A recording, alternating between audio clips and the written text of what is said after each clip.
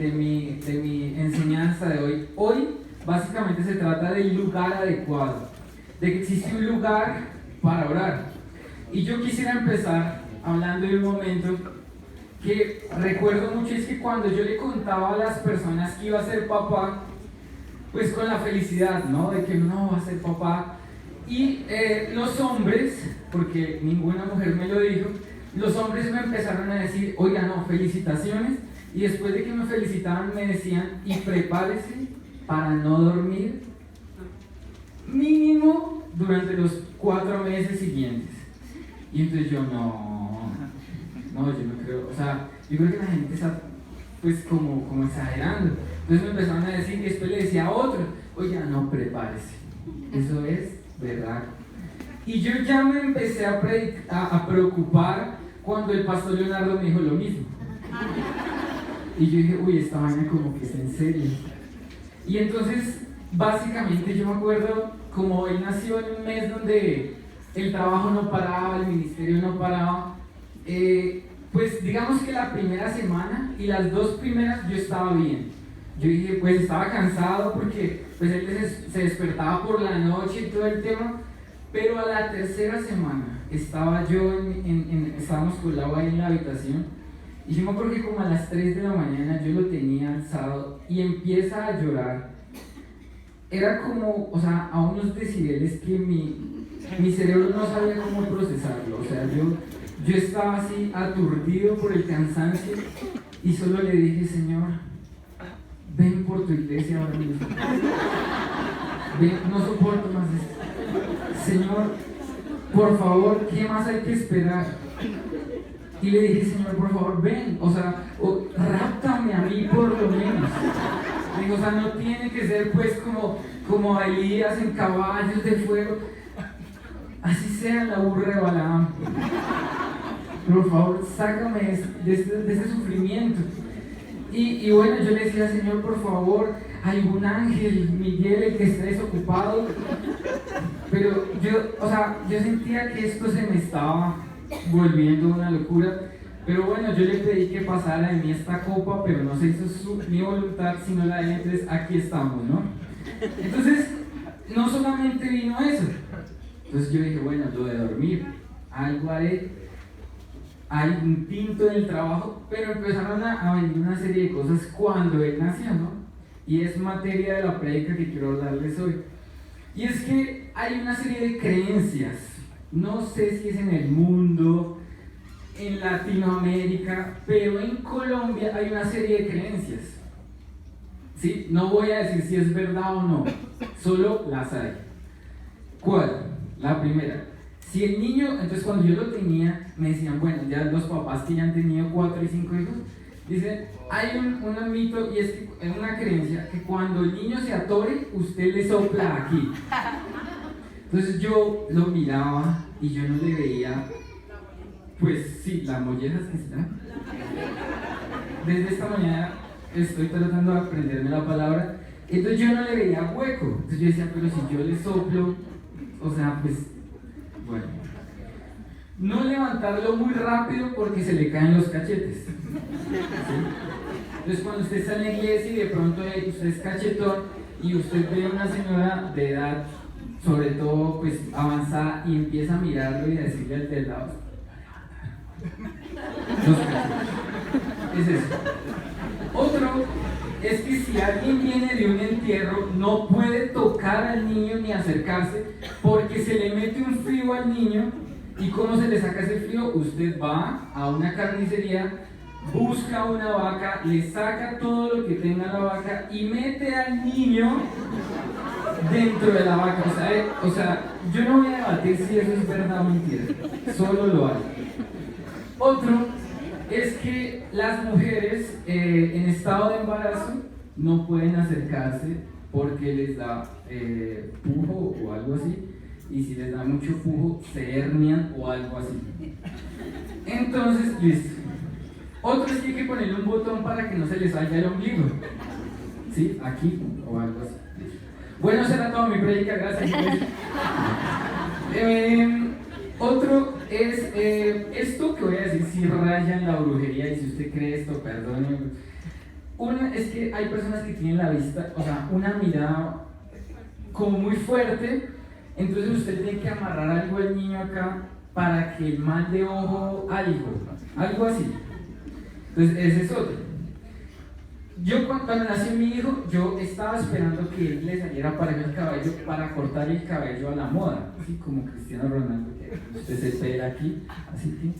Y entonces cuando él ya tenía cabello se lo mandé cortar así, y entonces me dijeron, uy, el niño se va a demorar en hablar, se va a demorar en hablar. ¿Qué tiene que ver? Bueno. Y esta, o sea, yo en las otras me hicieron dudar, pero en esta, si el niño no habla rápido, usted le da sobrado del oro. Las personas dijeron, sí, preocúpese si usted es hijo de esa señora que está al lado suyo. Entonces, porque lo más posible es que le dieron sobrado del oro. Entonces, ¿qué pasó? Resulta que, los papás primerizos cometimos muchas inocentadas o muchas primiparadas. Yo no sé si usted sabía de dónde viene la palabra hipócrita, pero la palabra hipócrita, que es tan dura, la gente dice, es un hipócrita. La palabra hipócrita viene de los antiguos griegos que eran apasionados al teatro, y un hipócrita es un actor, ¿sí? Un actor, porque les apasionaba el teatro. Entonces, cuando la gente le dice hipócrita, el origen de esa palabra es actor, eso es hipócrita. Entonces, todos los seres humanos pues nacimos con él, o fuimos creados para vivir en sociedad, ¿sí? Para ser admirados por algunas personas, por ser vistos, para relacionarnos. ¿Cuál es el problema de lo que a mí me pasó? Le decía, yo no vengo a debatir si esas creencias son ciertas o no, pero quiero en esta prédica mostrarle y contarle cómo me volví yo un hipócrita por medio de estas enseñanzas. Resulta que como las personas que me lo decían muchas veces eran personas que ya tenían muchos hijos o ya tenían más experiencia que yo, me decían eso y yo empecé a hacer eso, pero no en la intimidad de mi casa, sino cuando la gente me veía. ¿Qué quiero decir? Cuando el niño se atoraba, normal, entonces yo sentía que la persona que me decía, súper bien. Entonces pero yo en mi interior pensaba que eso era imposible. Después, hay una que cuando las mamás tienen el hijo, se ponen un gorro, ¿sí? Para que el frío no se salga. Si no sabía eso, ya aprendió ahí. Y resulta que cuando nuestra celadora del edificio nos regañaba cuando Lau salía antes del día 40. Entonces, cuando yo iba saliendo, yo decía, Dios mío, ¿será que le pongo la capota? Entonces, como que yo empecé a sentir que si yo no hacía ese tipo de cosas, estaba siendo un mal padre. Estaba, digamos, yo decía, no, pero yo no quiero que mi hijo se hernie, entonces pues no voy a permitir que ninguna mujer embarazada lo toque. Y cuando, digamos, personas lo tocaban y llegaba alguien que me había dicho que tuviera cuidado con ese detalle, yo empezaba a actuar como que lo tenía bajo control. Entonces, ¿por qué razón quiero relacionar todo esto con el lugar de oración? ¿Y por qué es tan importante? Quiero que veamos un versículo que está en Mateo 6, desde el versículo 5. Listo, quiero que pongan mucha atención a esto. Cuando ores, no hagas como los actores, a quienes les encanta orar en público, en las esquinas de las calles y en las sinagogas donde todos puedan verlos. Les digo la verdad, no recibirán otra recompensa más que esa. Entonces, ¿qué hay que hacer? Pero tú, cuando ores, apártate a solas, cierra la puerta detrás de ti y ora a tu Padre en privado. Entonces tu Padre, quien todo lo ve, te recompensará. Yo cuando leía este versículo yo decía, pero ¿cuál es el problema de orar en público? ¿Qué pasa si yo de pronto no oro en mi casa, pero lo hago en la iglesia? Porque hay como un ambiente como que me permite hacerlo con mayor facilidad. O sea, ¿cuál es el problema? Y Dios me lo explicaba de esta manera clarita. Cuando yo empecé a hacer lo que la gente me decía, ¿yo qué debía hacer? Yo debí hablar con mi esposa y decirle cómo vamos a criar a nuestro hijo y en qué nos vamos a poner de acuerdo sin importar lo que la gente crea o no crea. Pero yo empecé a hacer lo que la gente me decía, pero como no lo creía dentro de mi interior, me volví un actor, ¿sí?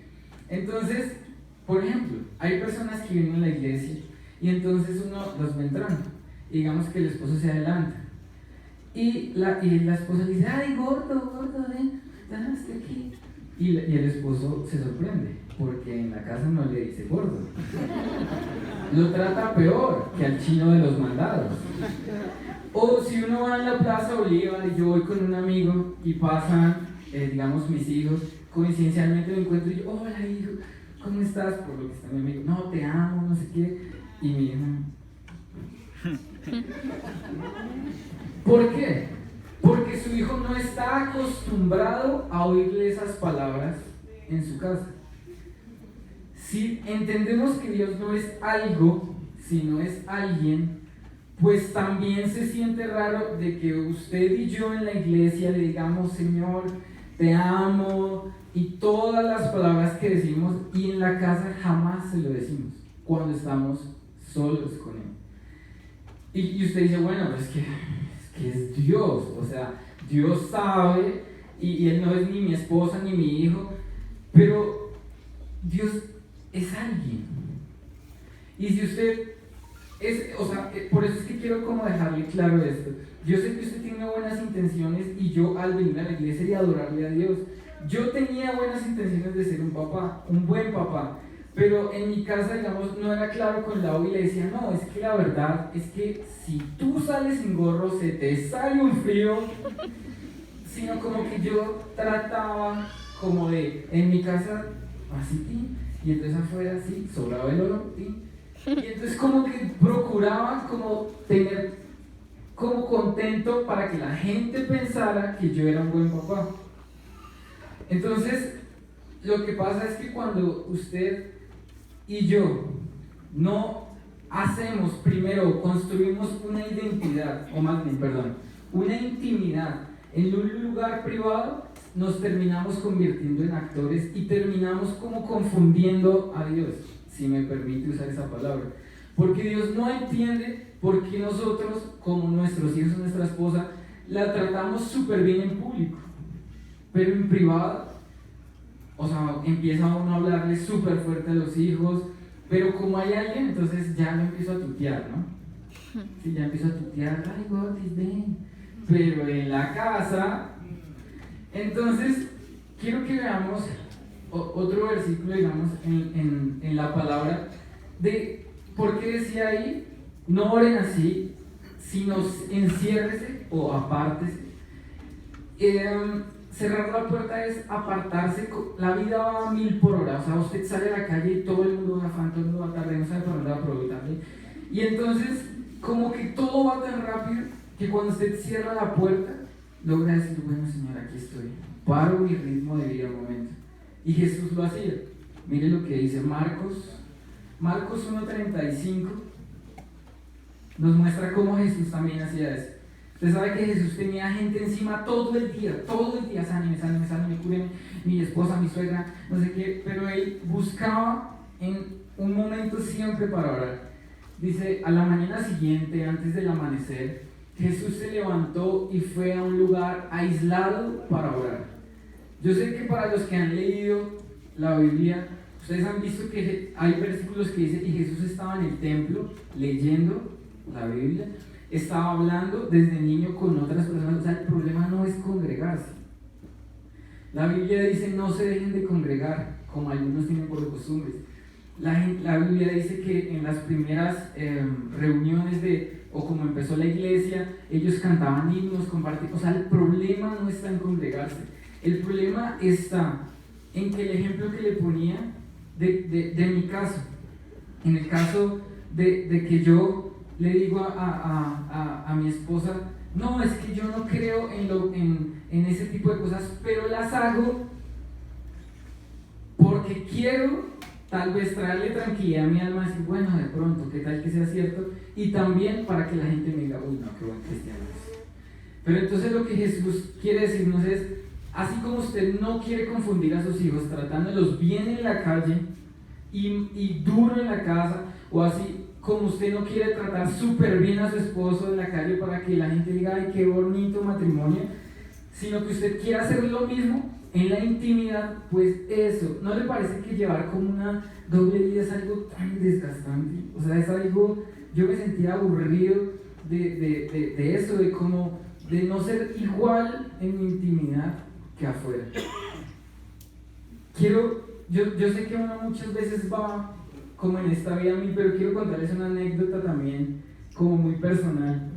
Resulta que yo viví con mi papá hasta los 6 años. Entonces, después mis papás se divorciaron y él tuvo otra familia, otro hijo y bueno, vivían en otra ciudad y casi no nos veíamos. Entonces, cuando nos veíamos, ¿usted sabe cómo es la visita del papá divorciado, no? Entonces, la visita del papá divorciado es que como no me ven toda la semana, pues me lleva a Pizza Nostra o a un lugar caro, porque como no gasté el almuerzo de la semana, entonces uno iba a los lugares chéveres, y entonces uno iba a cosas divertidas, ¿no? Y 2 horitas y para la casa de la mamá, ¿sí? Entonces uno devolvía su realidad de la sopa, de todo eso. Entonces dice, bueno, a los 8 días otra vez, otra vez. Entonces, básicamente me pasó eso. Entonces resulta que cuando salíamos con mi hermana y él, mi papá buscaba tener una relación conmigo. Me decía, oye, yo quisiera hablar de una cosa cuando de pronto mi hermana se distraía o algo. ¿A ti cómo te dio el divorcio de tu mamá, de nosotros? Y yo, no, bien. No, pues obviamente, pues triste, pero no, yo estoy perfecto. Y entonces pasamos, oye, pero es que algún día tú vas a saber cómo se ven las cosas. Y yo, no, yo necesito hablar de eso, yo estoy bien. Eso pasó a los cuando tenía 9, 10, 15, bueno. Entonces mi papá un día ya dejó de tocarme el tema. Y resulta que yo en mi interior tenía una imagen muy mala del matrimonio. O sea, yo no quería casarme, no quería saber absolutamente nada de eso. Y entonces cuando ya era un adulto, tenía más o menos unos 26 años, dije, voy a hablar con mi papá. Y le voy a abrir el corazón realmente, porque nuestra relación era súper superficial, o sea, era una relación en público, mi hermana, entonces cuando nos llaman de mi abuelita entre los tíos, pero no había esa intimidad como que lo que yo le estoy llevando, voy a hablar de esa intimidad con Dios. Entonces un día dije, voy a hablar, y entonces, ¿qué pasó? La pregunta del millón y lo que a usted le puede pasar cuando toma la decisión de quedarse a solas con Dios, y es, ¿qué digo? ¿O cómo hablo? Entonces, yo no sé si a usted le ha pasado con Dios de que usted dice, bueno, entiendo que debo apartarme a orar, y cuando entre a ese lugar de oración, entonces yo llegué y hablé con mi papá, entonces yo dije, bueno, ¿cómo le digo? Y ¿sabe qué me di cuenta? Que cuando yo, digamos, quiero hacer algo divertido con mi esposa, como ya la conozco, sé lugares para estar y donde podemos desconectarnos para estar solos los dos, pero a mi papá no sabía qué lugar le gustaba.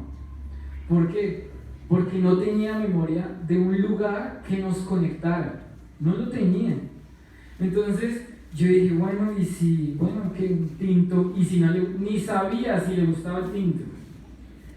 Y entonces yo, listo, entonces ya el lugar tocó en el apartamento, algo sereno, normal. Entonces, ahora, ¿cómo se lo digo? ¿Cuáles son las palabras? ¿Sí? ¿De qué manera? Entonces dije, no, pues lo voy a decir. Y yo, no, ¿qué tal se ponga bravo? Porque él me dijo, yo le dije a usted hace años, y qué tal. Y eso me pasa muchas veces a uno con Dios, ¿no? Y si yo me quedo a solas y me dice lo que no quiero escuchar, entonces yo, listo, Dios, tal. Entonces, como no supe cómo decirle, le escribí una carta. se la escribí. ¿Sí?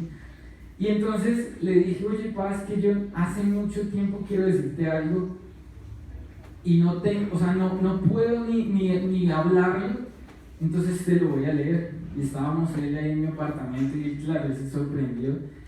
Y le leí la carta, le dije que lo había extrañado, los años que no estuvo, que sin duda el divorcio me rompió el corazón, como a él también seguramente. Y yo dije, bueno, aquí viene el golpe. Y yo me acuerdo que él me dijo, y no el golpe físico, ¿no? Sino el golpe no, yo ya te había dicho hace rato, porque mi papá no es alguien que, ¿qué le pasa? No, pero entonces yo dije, bueno, aquí viene como, no, pues lo siento. ¿Sabe él qué hizo? Y yo no sé si usted tenga algún temor de quedarse solas con Dios o algo, pero ¿sabe él qué hizo? Él simplemente me abrazó. Y hubo un silencio, pero no ese silencio incómodo cuando usted se encuentra con alguien y, pinche, ¿qué digo? Que me suena el celular, sino que fue un silencio de intimidad. Y en ese momento, él solamente dijo, perdona. Y claro, lloramos, o sea, es raro dos hombres llorando, ¿no? Gracias a Dios fue en el apartamento. No dijimos nada más, ¿sí? No tuvimos que hablar de nada más. Y yo no sé, muchas veces hay temores en cada uno de nosotros. Yo sé que usted no quiere, al igual que yo, vivir una relación con Dios basada en las creencias que tienen otros, ciertas o no. Yo no quiero educar a mi hijo basado en las creencias ciertas o no de otros, sino quiero construir una relación con Él. Y ese es el anhelo de lo que yo quiero hablarle, digamos, en esta noche, o de lo que Jesús quiere hablarnos. Y es que el deseo de Dios más grande es que usted sea verdad o mitos o lo que sea, de que usted escucha, yo tengo una relación con Dios y usted escucha. Él, más que eso, Él quiere enseñarle a usted qué es tener una relación con Él. Y es que hoy en día hay como muchos ámbitos, o sea, cuando uno busca un lugar, dice, bueno, voy a orar, listo, voy a orar, ¿no? Y está la persona, la que es la multitarea, ¿no? Normalmente es una mujer, porque un hombre, dos cosas y eso se atora. Entonces, está la mujer multitarea, entonces cocinando así, y moviendo el niño aquí así, en la silla. Y tiene enlace prendido, porque pues cuando estoy orando, entonces está enlace o alguna emisora cristiana. Sí, Señor, gracias. Niños, a desayunar. Sí, Señor, yo te pido por mi esposo. Todo al tiempo, ¿sí? Es el ambiente ahí. Otros, que es el ambiente como más romántico. He escuchado de niñas que lo hacen, me parece súper lindo. Y es que cuando van a orar ponen como unas velas y su Biblia y todo. Y yo, wow. Yo, digamos, me gusta que lo hagan, pero... Por ejemplo, yo tengo una forma de ser, y es que, por ejemplo, cuando yo hace años en alabanza tocábamos una canción de La niña de tus ojos, ¿no? Yo decía, yo sé que la niña de tus ojos no habla de que yo soy tu niña, de niña, mujer, género, pero yo, con velas cantando, soy la niña de tus ojos. O sea, no va con mi forma de ser, no es que yo me crea un macho alfa, pero no me conecto, ¿sí? No me conecto. A mí, por ejemplo, muchas veces se recomienda, por ejemplo, orar entre los matrimonios, ¿no? Entonces, cuando estamos orando a veces ya súper cansados o algo así, y nosotros ya no vamos a acostar o algo, y yo digo, bueno, voy a orar. Señor, yo te pido que me ayudes, me des sabiduría para ser un buen padre, y empiezo a dormirme, y empiezo a hablar incoherencias. Entonces, Señor, gracias por tus alimentos. Y Lau, oye, Padre nuestro, ¿qué estás? O sea, no sé por qué, pero a veces me pasa. Entonces, también he escuchado a personas que van a orar un café, pin, y oran. Pero yo quiero hablarles básicamente, ya para cerrar, comprendo que primero debo construir algo íntimo antes de llevarlo a lo público, ¿sí? ¿Por qué? Porque no quiero, al igual que no quiero que pase con mis hijos, que se acostumbren a escuchar palabras bonitas mías en la calle, sino que ellos ya están acostumbrados a que yo en la casa digo, estoy orgulloso de ti, te amo, estoy contigo. Entonces cuando yo se lo digo en la calle, él ya normal, está relacionado con el tema y no va a pensar de que yo estoy procurando quedar bien con mis amigos o con las personas que me están viendo porque soy un líder, porque soy el trabajador de no sé dónde. Entonces, ese es el propósito. Entonces, ¿qué hacer? Y quiero rápidamente hablarles de qué hacer. Quiero hablarle principalmente a las personas que son nuevas y que llevan tal vez unos meses aquí en la iglesia, que no tienen tal vez una relación íntima con Dios o que no lo han logrado. Y usted dice, bueno, orar, ¿qué es? O sea, yo llego y me siento y es difícil de explicar, pero voy a tratar de hacerlo con este sencillo ejemplo. Yo no tenía una relación con mi papá íntima, cero. Pero el día que nos dimos ese abrazo fue algo más que esos abrazos como que se dan por protocolo, sino son unos abrazos que le llegan a usted hasta el alma. Y que ambos nos rompieron, o sea, nos desmoronaron por dentro. Cuando usted empieza a experimentar esa oración con Dios, usted va a sentir que el toque de Dios es algo que tal vez usted no va a sentir nunca físicamente, porque eso es uno, pero cómo hablo, cómo me responde, obviamente es algo que no veo, entonces mucho menos me va a tocar, pero en algún momento va a haber un toque de Dios en su alma y se lo aseguro que va a ser algo que lo va a sacudir completamente en su espíritu. Es algo muy, muy complicado de explicar con palabras, pero usted sabe cuando se ha conectado con Dios y va a sentir cómo lo desarma completamente. Pero también quisiera hablarles a las personas que ya llevan años en la iglesia y solo oran aquí. Tal vez no tienen ninguna relación con Dios. Y es que revisemos qué nos está impidiendo tener esa relación. A mí lo que me impedía era que mi papá me dijera, lo siento, yo me divorcié, igual es mi vida, y que me respondiera de una manera fea. No sé usted a qué le teme de estar a solas con Dios. No sé si ese aburrimiento, usted dice, no, es que yo me aburro porque no escucho nada. ¿Será que detrás de ese aburrimiento hay incredulidad de que Dios no le va a responder? O tal vez hay la duda, o tal vez, o sea, yo quiero decirle, amigo, que Dios es el Padre del hijo pródigo, que corrió a su hijo antes de que tal vez sus empleados y familiares llegaran a decirle muy bonito, ¿no? Abandonando a su papá y como ya tiene hambre, vuelve. Ese padre que tal vez usted tiene la duda de si le va a hablar duro porque tal vez usted no ora, porque tiene miedo de tal vez orar y que Dios le diga algo que usted no quiere escuchar.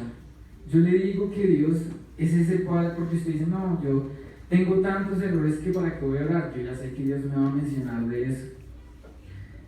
En ese día que nos encontramos con mi papá, nosotros hablamos y cuando hubo ese encuentro que fue tan sanador, tiempo después hablamos de eso, del dolor que había provocado.